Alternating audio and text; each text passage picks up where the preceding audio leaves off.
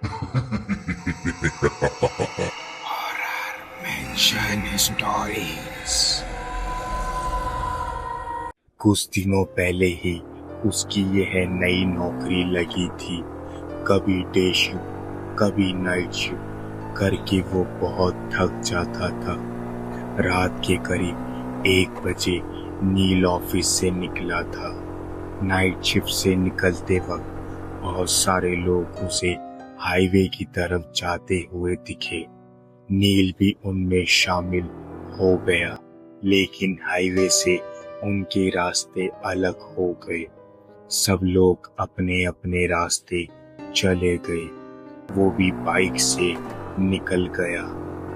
कुछ ही देर में नील हाईवे पे पहुंच गया। रात बहुत हो गई थी, इसलिए ट्रैफिक भी बहुत कम था।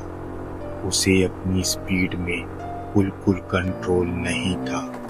कभी कभार ही उसके सामने से कोई कार आती दिखती या फिर ओवरटेक करती। अभी उसने मेन हाईवे छोड़ के कच्चा रास्ता पकड़ लिया था। वो रास्ता और भी सुनसान था। अभी हाईवे के हेडलाइट में सिर्फ काला रास्ता दिख रहा था, बिल्कुल एक काले सांप की तरह। रात के अंधेरे में वो सन्नाटा बिल्कुल खौफनाक लग रहा था, लेकिन कोई चारा भी तो नहीं था। नौकरी चाहिए तो शिफ्ट में काम करना ही पड़ता है। वो अपने ही धुन में गाड़ी चला रहा था।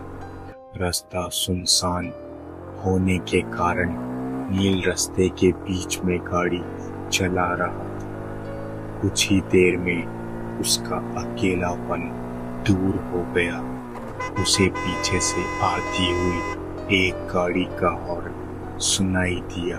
उसने उस गाड़ी को साइड दी। कुछ ही समय में एक कपल बाइक पर से उसे ओवरटेक करके चले गए। शायद वो पति पत्नी थे, लेकिन एक बात नील के ध्यान में आ गई कि पीछे बैठी हुई औरत ने साड़ी पहनी थी और उसका पल्लू पीछे वाले पहिए के बिल्कुल नजदीक था। हवा के झोंके से वो कभी भी बाइक के पहिए में अटक सकता था, और अगर वो पल्लू अटक गया तो पता नहीं क्या अनर्थ हो जाए। नील ने बाइक की स्पीड बढ़ाई और उस बाइक वाले को ओवरटेक करते हुए कहा, अरे बहन जी, आपका पल्लू पहिए में अटक सकता है। ऐसा कह के नील आगे निकल गया। नील के मन को एक राहत मिली कि मैंने किसी की मदद की। अचानक वह बाइक वाला फिर से निकल के आगे चला गया। लेकिन ये क्या, उसकी बीवी कहाँ गई? वो वहां नहीं थी। कहाँ गई होगी? नील ने गाड़ी की स्पीड बढ़ाई और उससे पूछा, भाई साहब, आपके पीछे बैठी हुई आपकी पत्नी कहाँ गई? उनका पल्लू बाइक के पहिए में अटकने वाला था तो मैंने उनको बताया था।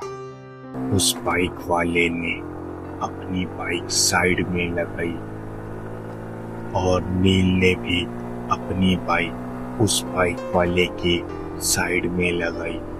नील ने कहा, क्या हुआ भाई साहब, आपकी बीवी कहाँ है? वो पीछे ही तो बैठी थी ना। उस बाइक वाले का पूरा शरीर डर के मारे कांपने लगा। उसने कुछ नहीं कहा, सिर्फ अपनी डर भरी आंखों से पीछे मुड़ के देखा तो वो रास्ता और भी डरावना लग रहा था। नील ने उसे कहा, क्या हुआ, आप इतने डरे हुए क्यों हो? वो नील को देखता ही रह गया और फिर उसने पूछा, मेरी बाइक पर किसे बैठे देखा आपने? मतलब आप उसे नहीं पहचानते? जॉब से घर जा रहा था अकेले, और मैंने किसी को लिफ्ट भी नहीं दी थी। उसकी बात सुन के नील के रोंगटे खड़े हो गए। दोनों ने एक दूसरे को देखा और एक साथ पीछे देखा तो उस रात की गहराई में एक धुंधली सी परछाई दिखी, और वो देखते ही दोनों की आंखें खौफ से फटी की फटी रह गई।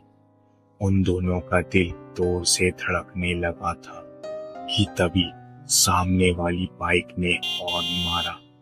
दोनों की मानो सांसें रुक सी गई। दोनों ने फटाफट बाइक स्टार्ट की और तेज रफ्तार से अपने घर की ओर बढ़ने लगे। नील घर पहुंचा तो रात के 2 बजे थे। वो अपने बिस्तर पर लेटा, लेकिन उसे नींद नहीं आ रही थी। अपने पूरे करियर में उसे यह चीज पहली बार ही देखी थी। रह रह के उसके मन में एक ही ख्याल आ रहा था, क्या मैंने जो देखा वो सच था? कितनी बार मैं वहीं उसी रास्ते से गुजरा था, लेकिन आज तक उसे ऐसा खौफनाक अनुभव नहीं हुआ था। बाइक पे बैठी वो औरत, उसकी लाल साड़ी, कैसे मुमकिन है ये? लेकिन यह अनुभव एकदम असली था। उसे तो अब अपने खिड़की के पर्दे उस लाल साड़ी वाली औरत के पल्लू जैसे दिख रहे थे। ऐसा लग रहा था कि बार बार कोई उसका नाम पुकार रहा है। उसे तो अब खिड़की की ओर देखने के लिए भी डर लग रहा था। जब भी वो पर्दा हिलता, बस उसे वही सब कुछ याद आता। वो उठा और उसने अपनी खिड़की बंद कर दी। जैसे ही वो मुड़ा, उस औरत ने नील के ऊपर छलांग लगा दी। नील डर के मारे चिल्लाने लगा। देखा तो वो एक सपना था। नील ने सोचा, मैं कुछ ज्यादा ही सोच रहा, और सो गया। नील 2 दिन काम पे भी नहीं गया। तीसरे दिन वो काम पे चला गया, लेकिन उसका ध्यान काम पे नहीं था। बार बार वो घड़ी देख रहा था। 12:30 बज गए। शिफ्ट खत्म हो गई और अपनी बाइक पे बैठा, लेकिन उसके पैर कांपने लगे थे। ये सोचने में वह हाईवे से निकल के कच्चे रास्ते पे आ गया। उसे पता ही नहीं चला। अब उसे ज्यादा डर लगने लगा था। उसे सब याद आने लगा कि पीछे एक गाड़ी का हॉर्न सुनाई दी। नील के रोंगटे खड़े हो गए। क्या वो औरत फिर से उस आदमी के पीछे बैठी होगी? क्या वो मुझे फिर से दिखेगी? सिर्फ उसे उसकी हार्ट बीट सुनाई दे रही थी। शरीर पूरी तरह पसीने पसीने हो गया था। दूसरी बाइक आगे जाने की कोशिश करने लगी। नील ने सोचा, मैं उसके पीछे देखूंगा ही नहीं, लेकिन आखिरकार उसने पीछे देख ही लिया तो उस बाइक वाले के पीछे कोई नहीं था। नील ने एक राहत भरी सांस ली। उसकी जान में जान आ गई। कलेजे का डर अब खत्म हो गया था।